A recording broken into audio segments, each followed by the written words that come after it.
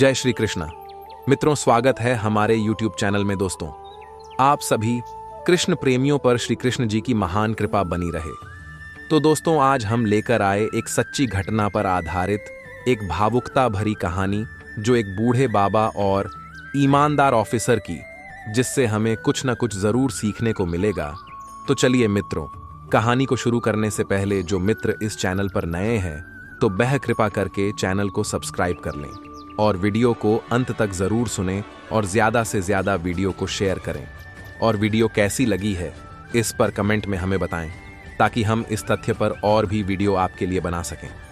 बहुत पुराने समय की बात है। अवंतिका शर्मा एक ईमानदार, निडर और न्याय के लिए जीने वाली अफसर थी। जैसे ही उन्होंने जिले की एएसपी का पद संभाला, उन्हें एक गुप्त शिकायत मिली। गांव का प्रधान सुरेंद्र यादव गरीबों की मजदूरी हड़प रहा था। मनरेगा के तहत महीनों से लोग काम कर रहे थे, लेकिन मजदूरी या तो मिली ही नहीं या आधी अधूरी मिली, और हर बार बहाना होता था कि बजट कम है। ना कोई प्रेस कॉन्फ्रेंस हुई, ना कोई जांच टीम भेजी गई, बल्कि वह खुद एक मजदूर बन गई। उन्होंने घूंघट डाला, हाथ में तसला और पीठ पर फावड़ा लिया और चल पड़ी गांव की सच्चाई जानने। गांव वालों को लगा यह भी कोई बेबस औरत है जो 2 वक्त की रोटी के लिए मजदूरी कर रही है। किसी को क्या पता था कि यह औरत पूरे जिले की सबसे बड़ी पुलिस अफसर है। हर दिन वह मिट्टी ढोती और जब भी समय मिलता उन महिलाओं से बात करती और गांव वालों से धीरे धीरे उगलवाती। 5 दिन तक चुपचाप सबूत इकट्ठे किए और फिर छठे दिन वह सीधी प्रधान के सामने जा खड़ी हुई और बोली, गरीबों की मजदूरी लौटाओ। प्रधान हंसते हुए बोला, तू कौन होती है मुझसे सवाल पूछने वाली? जा, जो करना है कर ले। इसके बाद जो हुआ उसे हम विस्तार से जानेंगे। अंधेरे में एक उम्मीद रामपुर जिले की सुबह बाकी दुनिया की तरह उम्मीद लेकर नहीं आती थी। यहां सूरज की पहली किरणें भी सूखी फटी हुई धरती पर एक पीली उदास चादर की तरह बिछ जाती थी। हवा में हमेशा एक महीन धूल तैरती रहती, जो सांसों में जाकर बैठ जाती और याद दिलाती कि यह धरती प्यासी है, पानी की, न्याय की और शायद थोड़ी सी इंसानियत की भी। इसी रामपुर जिले की नई पुलिस सुपरिटेंडेंट एसपी थी अवंतिका शर्मा। उनके नाम के आगे लगे पद की धमक जितनी भारी थी, उतनी ही सादगी उनके व्यक्तित्व में थी।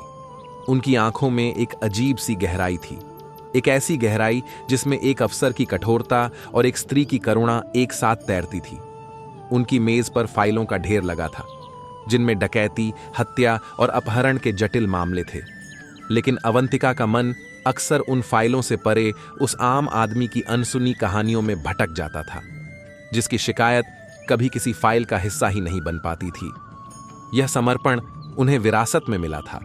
उनके पिता एक छोटे शहर में मामूली सरकारी क्लर्क थे, जिनकी ईमानदारी उनकी एकमात्र पूंजी थी। अवंतिका ने बचपन से देखा था कि कैसे उनके पिता भ्रष्ट व्यवस्था के सामने तन कर खड़े रहते थे, भले ही उसकी कीमत उन्हें अपनी तरक्की रोक कर चुकानी पड़ती थी। वह अक्सर कहते थे, बेटा, कुर्सी की ताकत वर्दी या पद में नहीं होती, उस नियत में होती है जिससे तुम उस कुर्सी पर बैठते हो। जिस दिन किसी गरीब की आंख का आंसू पोंछ सको, समझना उस दिन तुम्हारी असली कमाई हुई है।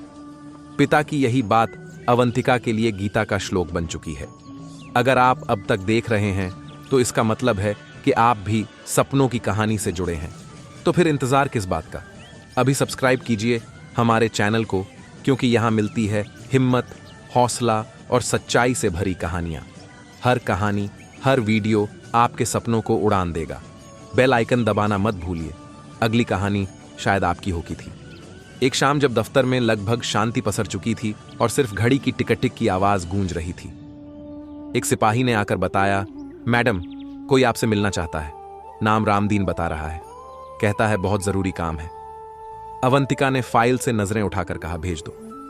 दरवाजे पर एक परछाई उभरी। एक लगभग 70 साल का बूढ़ा आदमी, जिसकी कमर झुक चुकी थी। कुर्ते पर अनगिनत सलवटें थीं और आंखों में दशकों की थकान और डर एक साथ जमा था। वह हाथ जोड़कर कांपते हुए खड़ा हो गया। बैठिए बाबा, पानी पिएंगे। अवंतिका की आवाज में एक अनूठी नरमी थी। बुजुर्ग ने कांपते हाथों से गिलास थामा और एक ही सांस में खाली कर दिया। फिर फटी हुई आवाज में बोला, बिटिया, सुना है नहीं, ये सब पी आई हैं। बड़ी ईमानदार हैं, हिम्मत करके चला आया। कहिए क्या बात है, डरिए मत। अवंतिका ने उसे डांस बंधाया। बिटिया, मैं देवपुर गांव का हूं, रिटायर्ड मास्टर हूं। हमारे गांव में सरकार की मनरेगा योजना चल रही है। पिछले 6 महीनों से गांव के सैकड़ों गरीब आदमी औरत तपती धूप में मिट्टी ढो रहे हैं, पत्थर तोड़ रहे हैं। उन्हें उम्मीद थी कि 2 पैसे घर आएंगे तो बच्चों के लिए रोटी और बीमारों के लिए दवा का जुगाड़ होगा। मास्टर जी की आंखों के कोने भीग गए। लेकिन गांव का प्रधान सुरेंद्र यादव शैतान का रूप है। वह हम सबका पैसा खा जाता है। किसी को आज तक 1 रुपया नहीं मिला। जब कोई पूछता है तो कहता है ऊपर से बजट नहीं आया, और अगर कोई ज्यादा बोले तो उसके गुंडे जीना हराम कर देते हैं। कई लोगों को तो गांव छोड़कर जाना पड़ा। हम गरीबों की कोई नहीं सुनता बिटिया। थाने से लेकर ब्लॉक तक सब उसके खरीदे हुए हैं। वह कहता है कि उसकी पहुंच लखनऊ तक है, उसका कोई कुछ नहीं बिगाड़ सकता। अवंतिका चुपचाप सुनती रही। उनकी उंगलियां मेज पर रखे पेन पर कस गई थीं। यह सिर्फ भ्रष्टाचार का एक और मामला नहीं था, यह सैकड़ों गरीबों की उम्मीदों की सामूहिक हत्या थी। मास्टर जी ने अपनी जेब से एक मैली कुचैली डायरी निकाली। इसमें उन सब मजदूरों के नाम है जिन्होंने काम किया है और जिन्हें 1 पैसा नहीं मिला। मेरी जान को खतरा है बिटिया, लेकिन अब चुप नहीं रह सकता। कितने बच्चों को भूखे सोते देखा है मैंने। अवंतिका ने डायरी अपने हाथ में ली। उस डायरी का वजन किसी भारी भरकम फाइल से कहीं ज्यादा था। उन्होंने मास्टर जी की आंखों में देखा और दृढ़ता से कहा, बाबा, आपने अपनी जिम्मेदारी पूरी की, अब मेरी बारी है। मैं आपको वचन देती हूं, देवपुर के हर मजदूर को ना सिर्फ उसका हक मिलेगा बल्कि हिसाब भी होगा। उस रात अवंतिका सो नहीं पाई। उनके सामने उन अनगिनत चेहरों की तस्वीरें घूम रही थीं जो धूप में झुलसकर काले पड़ चुके थे, जिनकी आंखों में उम्मीद दम तोड़ रही थी। वह जानती थी कि अगर उन्होंने कोई आधिकारिक जांच टीम भेजी तो सुरेंद्र यादव अपने रसूख और पैसे के दम पर गवाहों को डरा देगा, सबूत मिटा देगा और अंत में साफ बच निकलेगा। प्रेस कॉन्फ्रेंस से भी सिर्फ हंगामा होता, न्याय नहीं। नहीं, इस लड़ाई को पारंपरिक तरीके से नहीं लड़ा जा सकता था। इस रावण की लंका में घुसने के लिए रूप बदलना ही होगा। पिता की बात उनके कानों में गूंजी। जिस दिन किसी गरीब की आंख का आंसू पहुंच सको, उन्होंने एक फैसला किया। एक ऐसा फैसला जो किसी भी पुलिस मैनुअल में नहीं लिखा था। एक ऐसा फैसला जो खतरनाक था, जिसमें उनकी जान और नौकरी दोनों दांव पर थी। अगली सुबह उन्होंने अपने सबसे भरोसेमंद और पुराने इंस्पेक्टर विजय सिंह को अपने केबिन में बुलाया। विजय सिंह ने अवंतिका को ट्रेनी आईपीएस के दिनों से देखा था और उनकी रग रग से वाकिफ थे। विजय सिंह, देवपुर गांव के बारे में क्या जानते हो? मैडम नर्क का दूसरा नाम है। प्रधान सुरेंद्र यादव 1 नंबर का बदमाश है। राजनीतिक पकड़ बहुत मजबूत है। पुराने एएसपी साहब ने भी एक बार हाथ डालने की कोशिश की थी, पर ऊपर से फोन आ गया और मामला रफा दफा हो गया। अवंतिका ने कहा, मैं उस गांव में जा रही हूं। बहुत बढ़िया मैडम, फोर्स की कितनी गाड़ियां चाहिए? मैं अभी तैयारी करता हूं। विजय सिंह जोश में बोले, नहीं विजय सिंह, कोई फोर्स नहीं जाएगी, कोई वर्दी नहीं जाएगी, सिर्फ मैं जाऊंगी। एक मजदूर बनकर कमरे में सन्नाटा छा गया। विजय सिंह को लगा जैसे उन्होंने गलत सुना हो। मैडम, आप क्या कह रही हैं? यह पागलपन है। आपकी सुरक्षा, मेरी सुरक्षा की चिंता छोड़ दो। अवंतिका ने दृढ़ता से कहा, अगर इन लोगों के लिए न्याय लाना है तो उनका दर्द महसूस करना होगा। मुझे उनकी भीड़ का हिस्सा बनना होगा। उनकी चुप्पी की वजह जाननी होगी और उनके आंसुओं में घुले सबूतों को इकट्ठा करना होगा। सुरेंद्र यादव एक एसपी को पहचान सकता है, लेकिन घूंघट में छिपी एक बेबस मजदूरनी को नहीं। विजय सिंह की आंखों में अपनी अफसर के लिए सम्मान और चिंता एक साथ उमड़ आए। वह जानते थे कि अब अवंतिका को कोई नहीं रोक सकता। ठीक है मैडम, उन्होंने सिर झुकाते हुए कहा, लेकिन मैं हर पल आपकी परछाई बनकर आसपास रहूंगा। आप बस एक इशारा कीजिएगा। योजना बन चुकी थी। अगले कुछ दिनों के लिए एसपी अवंतिका शर्मा की पहचान दफन होने वाली थी और जन्म होने वाला था एक बेबस लाचार मजदूरनी का, जो 2 वक्त की रोटी के लिए देवपुर की धरती पर मिट्टी ढोने आई थी। मिट्टी, पसीना और आंसू, शहर की जिंदगी को पीछे छोड़कर अवंतिका ने खुद को अनुराधा के रूप में ढालना शुरू कर दिया। उन्होंने अपनी अलमारी से सबसे पुरानी फीके रंग की साड़ी निकाली, अपने मुलायम हाथों पर खुरदरी मिट्टी मली ताकि वे किसी अमीर घर की ना लगे, पैरों में हवाई चप्पल डाली और चेहरे पर थकान और लाचारी का भाव ओढ़ लिया। सबसे बड़ा हथियार था एक लंबा घूंघट जो उनकी पहचान और उनकी तेज आंखों को दुनिया से छिपा सकता था। एक पुराने ट्रैक्टर ट्रॉली में बैठकर वह देवपुर की सीमा पर उतरी। जैसे ही उन्होंने गांव में कदम रखा, उन्हें उस घुटन भरी हवा का एहसास हुआ जिसका जिक्र मास्टर रामदीन ने किया था। हर तरफ गरीबी और निराशा पसरी थी, कच्चे मकान, उदास चेहरे और बच्चों की आंखों में पसरी भूख। वह सीधे उस जगह पहुंची जहां मनरेगा का काम चल रहा था। तपती दोपहरी में लगभग सैकड़ों मर्द औरत काम में जुटे थे। कोई फावड़े से सूखी धरती खोद रहा था तो कोई सिर पर तसला उठाए मिट्टी ढो रहा था। उन सबके चेहरों पर एक जैसी भावहीनता थी, जैसे वे मशीन बन चुके हों। अवंतिका ने एक फावड़ा और तसला उठाया और चुपचाप काम करने वालों की कतार में लग गई। पहले ही घंटे में उनके कंधे दुखने लगे। शहर की एसपी के लिए यह आग उगलती धूप असहनीय थी। उनके हाथों में फफोले पड़ने लगे जिनसे रिश्ता पानी पसीने के साथ मिलकर जलन पैदा कर रहा था। सिर पर तसले का बोझ पहाड़ जैसा लग रहा था।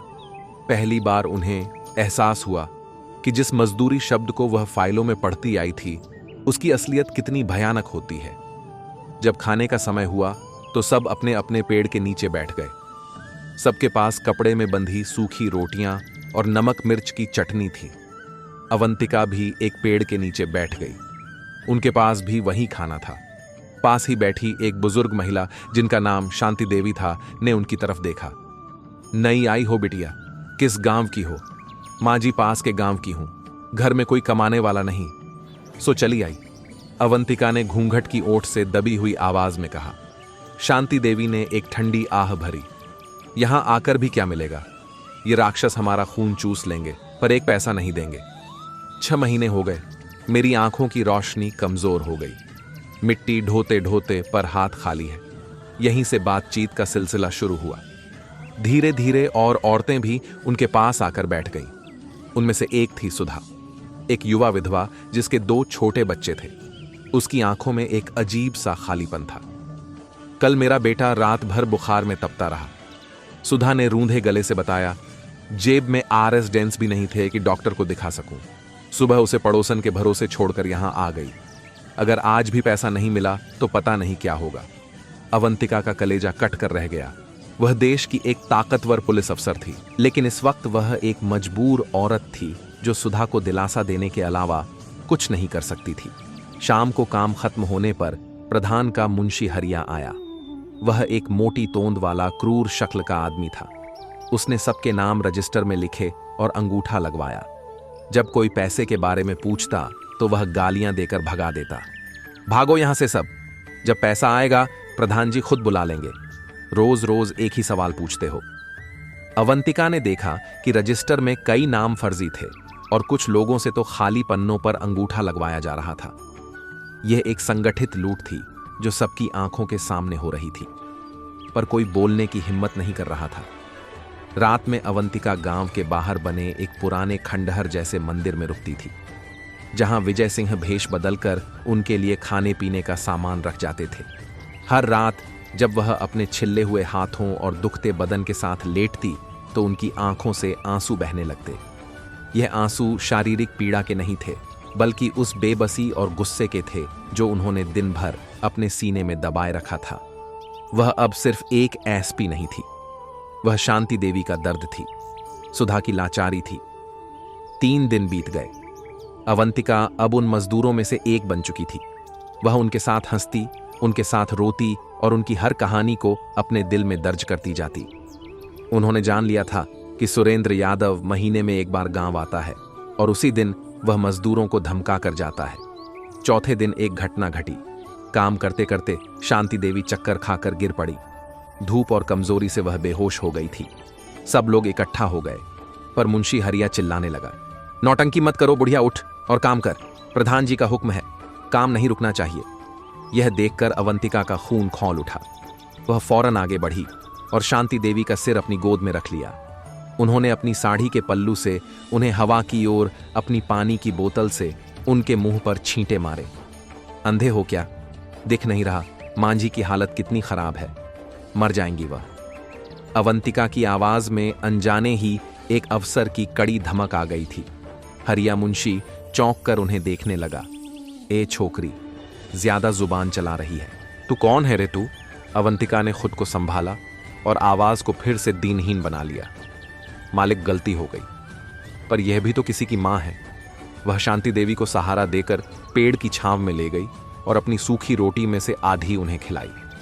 इस एक घटना ने उन्हें बाकी मजदूरों की आंखों में हीरो बना दिया। अब वे उन पर भरोसा करने लगे थे। उस शाम कई औरतों ने उन्हें घेर लिया और बताया कि कैसे प्रधान के गुंडे रात में लोगों को धमकाते हैं, औरतों से छेड़छाड़ करते हैं और विरोध करने वालों के खेतों की फसलें जला देते हैं। अवंतिका को अब सारे सबूत मिल चुके थे। उनके पास गवाह थे, आंखों देखी सच्चाई थी और सबसे बढ़कर उन गरीबों का दर्द था जो अब उनका अपना दर्द बन चुका था। 5वां दिन उनकी मजदूरी का आखिरी दिन था।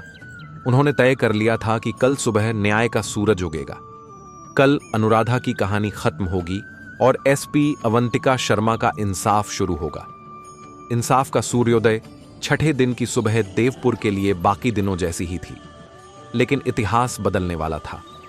अवंतिका शर्मा, जो अब तक अनुराधा के भेष में थी, ने सुबह काम पर जाने की बजाय सीधा सुरेंद्र यादव की हवेली का रुख किया।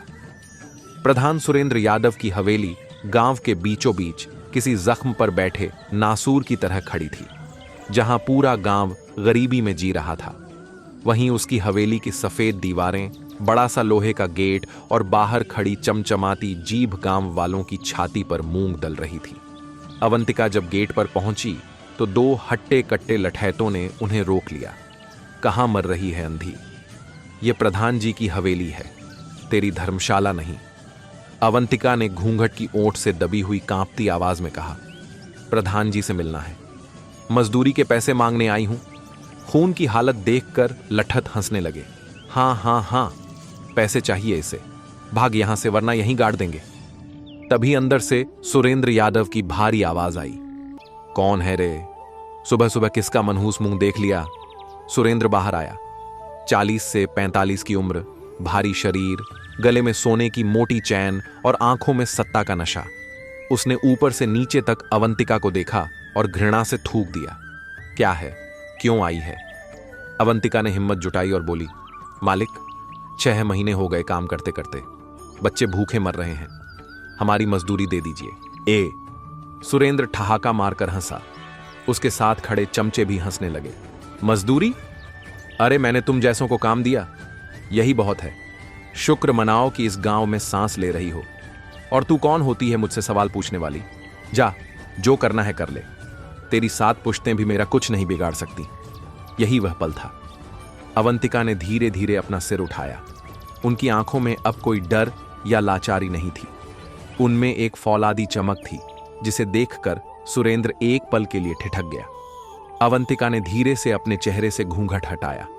सूरज की रोशनी उनके चेहरे पर पड़ी। यह अब किसी मजदूरनी का चेहरा नहीं था, यह रामपुर जिले की superintendent of police Avantika Sharma का चेहरा था। तू कौन है?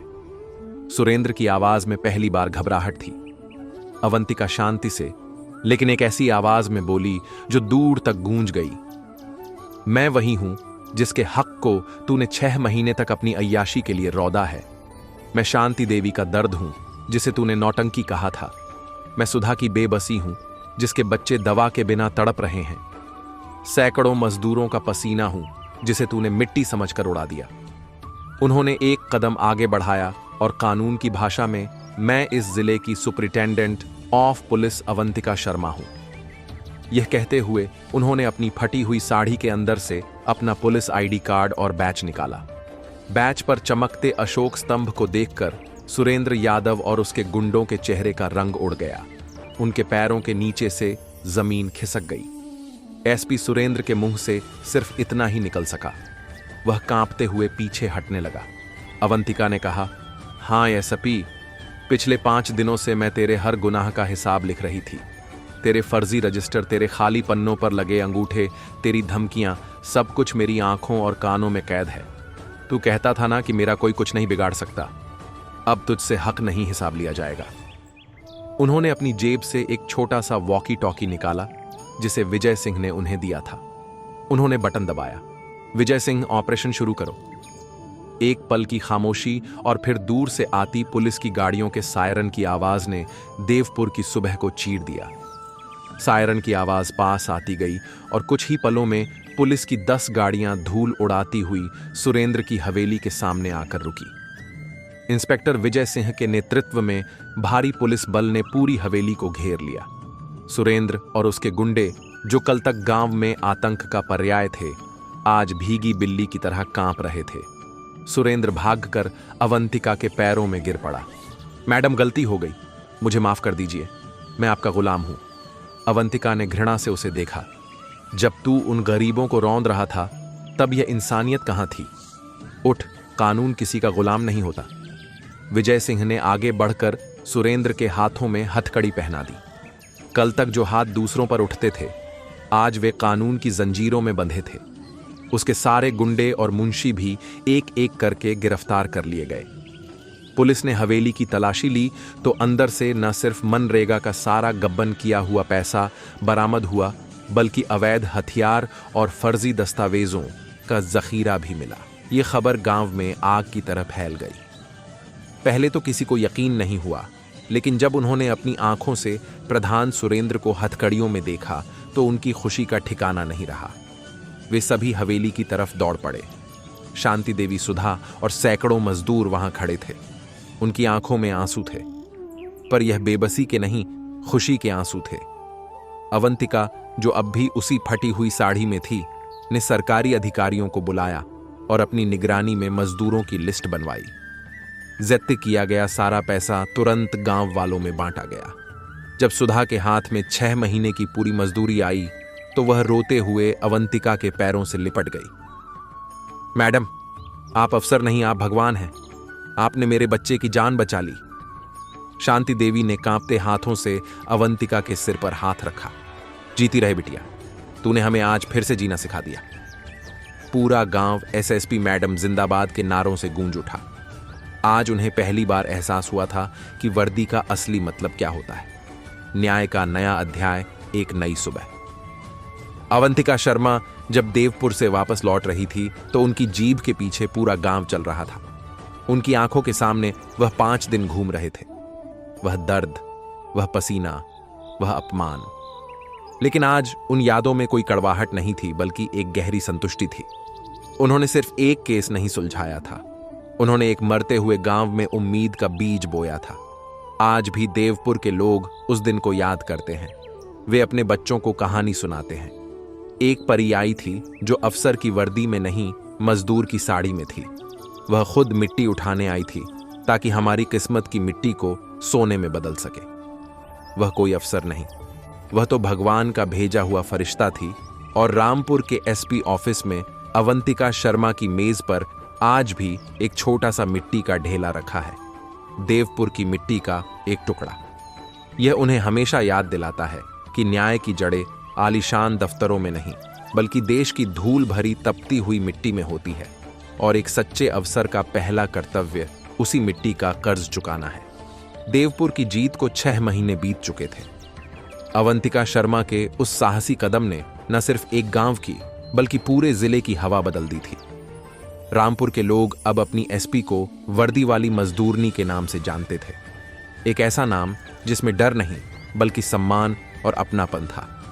देवपुर अब एक मिसाल बन चुका था।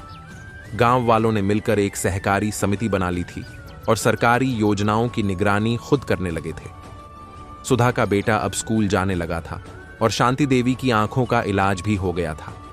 सब कुछ एक खूबसूरत सपने जैसा था। लेकिन अवंतिका जानती थी कि अपराध की दुनिया में कहानियों का अंत इतना सुखद नहीं होता। जड़ें अक्सर बहुत गहरी होती हैं। सुरेंद्र यादव, जो सलाखों के पीछे था, बस एक जहरीले पेड़ की टहनी थी। जड़ें तो लखनऊ के सियासी गलियार और रामपुर के एएसपी ऑफिस में। अवंतिका शर्मा की मेज पर आज भी एक छोटा सा मिट्टी का ढेला रखा है, देवपुर की मिट्टी का एक टुकड़ा। यह उन्हें हमेशा याद दिलाता है कि न्याय की जड़ें आलीशान दफ्तरों में नहीं, बल्कि देश की धूल भरी तपती हुई मिट्टी में होती है। और एक सच्चे अफसर का पहला कर्तव्य उसी मिट्टी का कर्ज चुकाना है। देवपुर की जीत को 6 महीने बीत चुके थे। अवंतिका शर्मा के उस साहसी कदम ने न सिर्फ एक गांव की बल्कि पूरे जिले की हवा बदल दी थी। रामपुर के लोग अब अपनी एसपी को वर्दी वाली मजदूरनी के नाम से जानते थे। एक ऐसा नाम जिसमें डर नहीं बल्कि सम्मान और अपनापन था। देवपुर अब एक मिसाल बन चुका था। गांव वालों ने मिलकर एक सहकारी समिति बना ली थी और सरकारी योजनाओं की निगरानी खुद करने लगे थे। सुधा का बेटा अब स्कूल जाने लगा था और शांति देवी की आंखों का इलाज भी हो गया था। सब कुछ एक खूबसूरत सपने जैसा था, लेकिन अवंतिका जानती थी कि अपराध की दुनिया में कहानियों का अंत इतना सुखद नहीं होता। जड़ें अक्सर बहुत गहरी होती हैं। सुरेंद्र यादव जो सलाखों के पीछे था, बस एक जहरीले पेड़ की टहनी थी। जड़ें तो लखनऊ के सियासी गलियारों में थी और हुआ भी वही। एक दिन खबर आई कि सबूतों के अभाव और खराब स्वास्थ्य का हवाला देकर सुरेंद्र यादव को जमानत मिल गई है। यह खबर देवपुर के लिए किसी झटके से कम नहीं थी। गांव में फिर से एक अनजाना डर फैलने लगा और फिर छोटी छोटी घटनाएं शुरू हुई। किसी के खेत में लगी फसल रात में रहस्यमयी तरीके से जल गई। गांव के एकमात्र कुएं में किसी ने मरी हुई छिपकली फेंक दी। यह छोटी बातें थीं, पर इनका संदेश बड़ा और भयावह था। मैं वापस आ गया हूं। अवंतिका परेशान थी। वह जानती थी कि यह सुरेंद्र अकेला नहीं कर रहा। उसके पीछे कोई बड़ी ताकत थी जो अब सीधे अवंतिका को चुनौती दे रही थी। यह ताकत थी लखनऊ का बाहुबली विधायक रवि तोमर। रवि तोमर वह गिद्ध था जिसके लिए रामपुर जिला सोने के अंडे देने वाली मुर्गी था। मनरेगा से लेकर ठेकों तक का हर भ्रष्टाचार का पैसा उसी की तिजोरी में जाता था। सुरेंद्र उसका सबसे वफादार प्यादा था। अवंतिका ने उसकी सोने की लंका पर वार किया था और अब रावण खुद मैदान में उतरने की तैयारी कर रहा था। इसका पहला संकेत अवंतिका को अपने ही विभाग से मिला। उन्हें एक विभागीय जांच का नोटिस थमाया गया। आरोप था कि उन्होंने देवपुर मामले में अनावश्यक और गैर पेशेवर तरीकों का इस्तेमाल किया था, जिससे पुलिस विभाग की छवि को नुकसान पहुंचा। उनके सीनियर्स जो कल तक उनकी तारीफ करते नहीं थकते थे, अब उन्हें संयम बरतने की सलाह दे रहे थे। अवंतिका समझ गई कि जाल बिछना शुरू हो गया है। एक रात इंस्पेक्टर विजय सिंह उनके पास आए। उनके चेहरे पर गहरी चिंता थी। मैडम, मामला बिगड़ रहा है। रवि तोमर ने लखनऊ में बड़े अधिकारियों पर दबाव बनाया है। वह चाहता है कि आपको इस जिले से हटा दिया जाए। अवंतिका ने एक लंबी सांस ली। उसे डर मुझसे नहीं है विजय सिंह, उसे डर उस हिम्मत से है जो देवपुर के बाद आम लोगों में आई है। तो दोस्तों, इस वीडियो से आपको कुछ न कुछ जरूर सीखने को मिला होगा।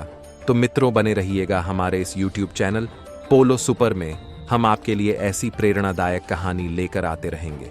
कहता तो सच ही है, इससे उसका खून का क्या, कोई रिश्ता नहीं है। ये उसका मौसा लगता है तो क्या हुआ, इससे बद्धा दुश्मन कोई नहीं दुनिया में। एक तो उसके माँ बाप उस हिंसा के शिकार हो गए जिसकी किसी को उम्मीद भी नहीं थी। छोटे चाचा ने दिन दहाड़े घर में घुसकर खाना खाते पिताजी एवं गिलास में पानी ढालती माँ को गोलियों से भून डाला था। वह संभव के साथ पड़ढोस में खेल रही थी। घटना की खबर सारे मोहल्ले में आग की तरह फैल गई। पड़ढोसन ने उन्हें ऐसा छुपाया कि हत्यारा उन्हें ढूंढता ही रह गया। वह पूरा वंश नाश करके उनकी संपत्ति हड़पना चाहता था। बाद में जब वह कुछ दिनों के लिए जेल गया, तब बड़ी मौसी उसे ले आई और छोटी संभव को ले गई। 3 साल छोटा है मिति से। अब तो वह भी बद्धा हो गया होगा। छोटी मौसी उसे अपने साथ जापान ले गई। आज तक दोबारा भाई बहन एक दूसरे से नहीं मिल सके, शायद इस डर से भी कि कहीं दुश्मन उसकी जान के पीछे न पड़ DDH जाए। छोटी मौसी न स्वयं कभी देश लौटी, न संभव को ही भेजा। वह अपने माता पिता के अंतिम दर्शन भी नहीं कर पाई थी। बहुत दिन तक तो लगता था सब झूठ कह रहे हैं, वे हैं इस दुनिया में, लेकिन कब तक सच से आंखें मूंदे रहा जा सकता था। अरे कहाँ हो भाई मिति बिटिया, जल्दी से इधर आ जाओ, मैं तुम्हारी पसंद के दही बड्ढे बनाकर लाई हूँ। ये पहले पहले उसे ही मिली थी आनंद मेले में। उसने अपनी सहेलियों के साथ पाइनएप्पल का स्टाइनल लगाया था। वह मेले में किसी संस्था के बच्चों को लेकर आई थी। माँ के न रहने की बात जानकर एकदम से चिपक ही गई। आज तक कुंवारी घूम रही है। लगता है अभी तक इसकी तलाश जारी है अपने जीवन साथी की। ठाकुर साहब करती रहती है। देख ही रही है, अच्छे पद पर काम कर रहा है, घर द्वार सब जमाया है। आज भले ही बाप बेटी अपने अपने खाने का इंतजाम अपने हिसाब से करते हैं, घर में सब वस्तुएं बिखरी पड़ी ही हैं। संडे छोड़ बेचकर नौकरानी के लिए दरवाजा खोलने वाला कोई नहीं रहता था। इसने चिढ़कर उसे छुद्धा दिया था, वह जो नीलेश सिंह ठाकुर कहलाता है। हाँ पियतरी, पूछे न ऊंचे में दूल्हे की चाची, अब ये आ रही है मां बनने। उसने घृणा से मुंह में भरा टूथपेस्ट थूक दिया। लगता है कुछ खिचड्डी विचड्डी पकने लगी है। अभी मात्र 3 महीने ही हुए हैं पहचान हुए, और हर रविवार को आने लगी है किसी न किसी बहाने से। ये तो जब से बीवी मरी है एकदम से पागल हो गया है। 2-4 दिन वह स्कूल क्या नहीं गई, नाम ही कटवा दिया। 2 साल हुए मां को गए, स्तन कैंसर से मरी थी। इलाज में तो कोई कमी नहीं किया था इसने, मुंबई लेकर जाया करता था। 2-2, 3-3 बार ऑपरेशन हुआ। बड्ढे कष्ट से मुक्ति मिली थी उन्हें जीवन से। वह अपने दुहक में ऐसा डूबा कि भूल ही गया मिति को। यूं कहे तो उसने उसे अपनी जिम्मेदारी समझा ही कब था। बस पल रही थी कुत्ते बिल्ली की तरह। माँ ही पेरेंट्स मीटिंग में जाती, रिपोर्ट कार्ड साइन करती, ट्यूशन छोड़ने जाती, स्कूल के लिए तैयार करती। यह तो अक्सर लड्ढा करता था, मेरे भांजे ने तेरे ही कारण घर छोड़ा है। तू यदि उसे माँ का प्यार देती तो क्या कारण था कि शादी होते ही एकदम बेगाना हो गया। आज हम एक ऐसे विचार को लेकर आए हैं जो आप एक बार जरूर सोचते होंगे कि भूत प्रेत और पिशाच तो हमें दिखते हैं, लेकिन भगवान क्यों नहीं दिखते?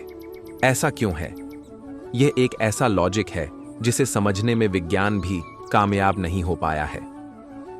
धीरे धीरे हिंदू धर्म में लिखी हर बात नासा समेत यूरोप के सभी वैज्ञानिकों के सामने सही साबित होने के बाद हड़कंप मचा हुआ है, और कई सेक्युलर लोग ये बात अपने गले उतारने में दिक्कत हो रही है कि अभी तक जिसे पाखंड, अंधविश्वास आदि का नाम देकर मॉडर्न बनाने के लिए पश्चिमी सभ्यता का अंधाधुंध अनुकरण कर रहे थे, वही पश्चिमी सभ्यता वाले अपनी कर्मों से उपजी हुई दुनिया भर की समस्या से आजिज आकर हमारे परम आदरणीय हिंदू धर्म के आदर्शों को तेजी से अपना रहे हैं। कई लोगों को पता ही नहीं होगा कि विश्व के सबसे महंगे हॉलीवुड के हीरो और हीरोइन बहुत पहले ही हिंदू धर्म को अपनाकर काफी सुखी और तरोताजा महसूस कर रहे हैं, जबकि भारतवर्ष के कई हिंदुओं का कहना है कि उन्हें तो हिंदू धर्म में कोई भी मजा नहीं आता है, या कहें हिंदू धर्म में जन्म लेकर कोई भी बात वो नहीं है जो दूसरे धर्म में है। तो वो इस वजह से क्योंकि उन्होंने कभी भी यह जानने की कोशिश नहीं की है कि हिंदू धर्म आखिर है क्या। हिंदू धर्म का सबसे पहला सिद्धांत है कि कर्मों की पवित्रता से विचारों की पवित्रता को पैदा करना, जिसका कि आज के युग में भी घोर अभाव है। विदेशी जो पहले मनमाने नियम कानून तरीके से लाइफ एंजॉय करने की कोशिश करते रहे हैं, लेकिन बदले में जिन्हें सिर्फ बेचैनी ही हाथ लगी है। दुनिया भर की बीमारी जो आज तक ठीक नहीं हो पाई थी, वो हमारे हिंदू धर्म में आने के बाद उन्हें लगने लगा कि ये ठीक हो सकती है, और उनकी बीमारी ठीक भी हुई। उन्होंने हिंदू धर्म के आदर्शों को समझा और उसे अपने जीवन में उतारा, तो धीरे धीरे उनका खोया हुआ सुख संतोष उन्हें वापस मिलने लगा। विष्णु शर्मा ने राजपूतों से कहा, अब मैं लब्ध प्रणांश नाम के चौथे संत्र को आरंभ करता हूं। लब्ध प्रणांश का शाब्दिक अर्थ है जो प्राप्त हुआ वह नष्ट हो गया का प्रथम श्लोक यह कहता है, आपत्ति आने पर जिस व्यक्ति की बुद्धि कुंठित नहीं होती वह समस्त आपत्तियों को अपने बुद्धि बल से पार कर जाता है। उसी प्रकार जैसे समुद्र तट पर निवास करने वाले रक्तमुख नामक एक वानर ने अपनी बुद्धि के द्वारा एक बहुत बड़ी विपत्ति को पार किया था। एक समुद्र के तट पर सभी ऋतुओं में फलने वाला एक जामुन का विशाल वृक्ष था। उस वृक्ष पर रक्तमुख नाम का एक वानर निवास करता था। एक दिन संयोगवश कराल मुख नाम का मगर समुद्र से निकलकर उस वृक्ष के नीचे आकर बैठ गया। वानर वृक्ष पर बैठा जामुन खा रहा था। मगर को देखकर उसने कहा, महाशय, आप इस समय मेरे अतिथि हैं, लीजिए, इन मीठे मीठे फलों से आपका स्वागत सत्कार करता हूं। हमारे शास्त्रों में भी कहा गया है कि जो व्यक्ति अपने घर पर आ जाए उसे अतिथि मानकर उसका स्वागत सत्कार करना चाहिए। जिस घर से अतिथि निराश होकर लौट जाता है उससे पितृगण और देवता विमुख हो जाया करते हैं। यह कहकर रक्तमुख नाम के उस वानर ने अच्छे अच्छे जामुन चुनकर उस मगर को खाने के लिए दिए। मगर को जामुन बहुत मीठे लगे। उस दिन से दोनों में मित्रता हो गई। मगर अब नित्य प्रति वानर के पास आने लगा। वानर भी उसका मीठे मीठे जामुनों से स्वागत करता, मगर अब अपनी ले जाकर देखने लगा। पाली को जामुन। एक दिन मगर की पली ने कहा, ये अमृत तुल्य जामुन के फल नित्य प्रति आपको कहां से मिल जाते हैं? मगर ने कहा, समुद्र तट पर रक्तमुख नाम का एक वानर मेरा परम मित्र बन गया है। वह तट पर उगे एक जामुन के वृक्ष पर रहता है, वही मुझको यह फल दिया करता है। यह सुनकर मगर की पत्नी कहने लगी, जो वानर नित्य प्रति ऐसे मीठे फल खाता है उसका हृदय तो बहुत ही मीठा होगा। यदि तुम मुझे अपनी प्रिय पली समझते हो तो उस वानर का हृदय मुझे लाकर खिला दो। पली के ऐसे विचार सुनकर मगर को बहुत दुख हुआ। वह पली से बोला, प्रिय, तुम्हें मेरे मित्र के प्रति ऐसी बातें नहीं सोचना चाहिए। वह मेरा मित्र ही नहीं, सगे भाई के समान है। जरा सोचो, वह तुम्हारे लिए कितने मीठे मीठे फल भेजता है। उसके बाद तो यह फल मिलने बंद हो जाएंगे। मैं उसको किसी भी भांति नहीं मार सकता। तुम अपना यह दुराग्रह छोड़ दो। इस पर मगर की पत्नी ने कुछ नाराजगी से कहा, तुम एक जलचर हो और वह वानर थल पर विचरण करने वाला। तुम्हारा और उसका रक्त का संबंध भी नहीं है, फिर वह वानर तुम्हारा भाई कैसे हो गया? मगर बोला, भाई दो तरह के होते हैं। एक तो वह जो माता की कोख से जन्म लेता है, उसे सहोदर भाई कहा जाता है। दूसरा भाई अपनी वाणी और व्यवहार से बनाया जाता है। वाग्दान द्वारा बनाया हुआ भाई सगे भाई से भी श्रेष्ठ माना जाता है। उसकी पत्नी कहने लगी, आज तक तो तुमने मेरी कोई बात टाली तक नहीं थी। मुझे ऐसा लगता है कि यह कोई वानर न होकर वानरी है, इसलिए तुम आनाकानी कर रहे हो। आजकल मैं देख रही हूं कि तुम दिन भर उसी के पास रहते हो। तुम्हारे व्यवहार में भी अंतर आने लगा है, मैं भली भांति समझ गई हूं। अब तुम मेरे साथ कोई बहाना नहीं बना सकते। मगर ने अपनी पत्नी को बहुत समझाया कि वह अपना दुराग्रह त्याग दे, किंतु उसकी पली उस पर और भी क्रोधित होने लगी। उसने तो यहां तक कह दिया कि यदि उसने उस वानर का हृदय लाकर उसे खाने को न दिया तो वह भूखी रहकर करके अपने प्राण त्याग देगी। मगर ने पुनः अपनी पत्नी को समझाने का प्रयास किया। वह बोला, अरे भाग्यवान, बुद्धि से तो काम लो। जरा बताओ तो कि मैं किस प्रकार उसको मार सकता हूं। वह वृक्ष पर रहता है और मैं तट की बालू पर बैठा रहता हूं। मैं वृक्ष पर तो नहीं चढ़ सकता, फिर मैं उसको कैसे मार सकता हूं? मगर की पत्नी भी जिद्दी थी, वह अपने निश्चय से न डिगी। इस प्रकार कई दिन मगर तट पर गया ही नहीं। वह अपनी पली को समझाने बुझाने में ही लगा रहा, किंतु जब उसकी पली आमरण अनशन पर बैठ गई तो उसे विवश होकर वानर के पास जाना ही पड़ा। रास्ते भर वह यही सोचता रहा कि किस प्रकार वह उस वानर को मारे। वानर ने जब अपने मित्र को इस प्रकार उदास आते देखा तो उसने चिंतित स्वर में पूछा, क्या बात है मित्र, आज कई दिनों में दिखाई दिए, कुछ चिंतित भी दिखाई देते हो। आखिर इसका कारण क्या है? मगर बोला, क्या बताऊं मित्र, आज मुझे तुम्हारी भाभी ने बहुत डांटा फटकारा है। उसका कहना है कि भाई के समान मेरा जो मित्र मुझे नित्य प्रति इतने मीठे मीठे फल खिलाता है और उसके लिए भी भेजता है, उस पर मैंने आज तक कोई उपकार नहीं किया। यहां तक कि मैंने उसे कभी घर पर भी निमंत्रित नहीं किया। उसने तो यहां तक कह दिया कि आज यदि मैं अपने भाई समान मित्र को घर पर नहीं लाया तो वह अपने प्राण त्याग देगी। बस यही मेरी उदासी का कारण है। आज सारा दिन इसी क्लेश में बीता है। अब तुम्हें मेरे साथ मेरे घर चलना होगा। तुम्हारी भाभी बड़ी उत्सुकता से तुम्हारी प्रतीक्षा कर रही है। उसने तुम्हारे स्वागत सत्कार के लिए विविध प्रकार के व्यंजन भी तैयार कर लिए होंगे। यार बोला, भाभी का आग्रह उचित ही है। मित्रों में इतनी प्रगाढ़ता तो होनी ही चाहिए कि वे परस्पर एक दूसरे का स्वागत सत्कार कर सकें। किंतु मैं तो वृक्षों पर विचरण करने वाला जीव हूं और तुम रहते हो सागर के जल में, फिर मैं वहां कैसे जा पाऊंगा? तुम ऐसा करो, भाभी को यहीं लिवा लाओ। मगर बोला, नहीं मित्र, ऐसी बात नहीं है। हम जल में अवश्य है, किंतु मेरा घर तो समुद्र के मध्य स्थित एक टापू पर है। तुम मेरी पीठ पर चढ़कर वहां आनंद के साथ पहुंच सकते हो। वानर बोला, ऐसी ही बात है तो विलंब किस लिए? चलो हम चलते हैं। यह कहकर वानर उस मगर की पीठ पर जाकर बैठ गया। मगर उसे लेकर अपने स्थान की ओर चल पड़ा। जब वह मध्य समुद्र में पहुंचे तो वानर बोला, मित्र, जरा धीरे चलिए, मुझे बड़ा डर लग रहा है। लगता है अब गिरा कि तब गिरा। मगर ने सोचा कि अब तो यह मेरे अधिकार में आ ही चुका है, यहां से जा तो सकता नहीं, मरना तो इसे है ही, फिर क्यों ना इसे सच्चाई बता दूं। सुनकर कम से कम यह अपने अभीष्ट देवता का स्मरण तो कर ही लेगा।